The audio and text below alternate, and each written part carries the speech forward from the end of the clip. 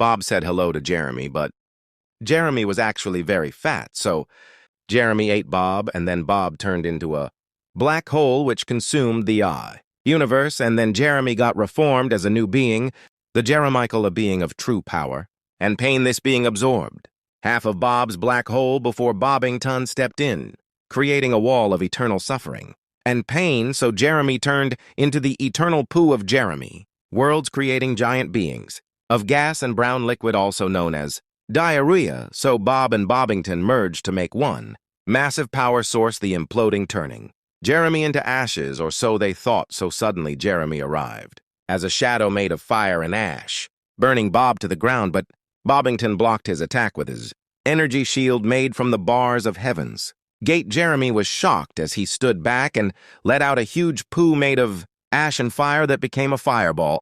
It got launched at Bobbington, but Bobbington dodged it and absorbed Jeremy, sending him to hell once and for all. Or so Bobbington thought. Jeremy killed the devil and took all of its power, becoming Jeremy Devilington and raining all of hell's demons and fire on Bobbington. Suddenly, Bob stood up and yanked Jeremy Devilington down to the bottom of the multiverse. On the way down, Jeremy Devilington absorbed countless universes, becoming an eternal ball of poo and pain. But suddenly, Bob and Bobbington merged again and created the wall of pee and water and pain and heaven, blocking out Jeremington from the real world and trapping him.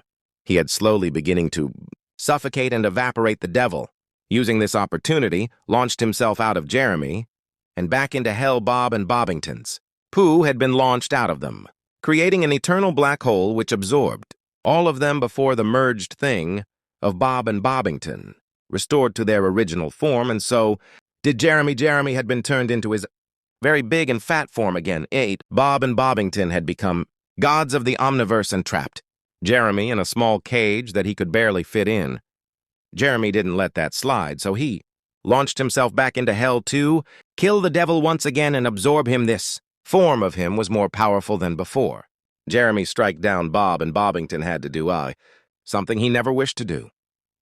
Erase hell and Jeremy. Jeremy wouldn't accept this loss. He turned himself into an eternal power source that was untouchable. Only the chosen one could take his power and try to kill Bob and Bobbington.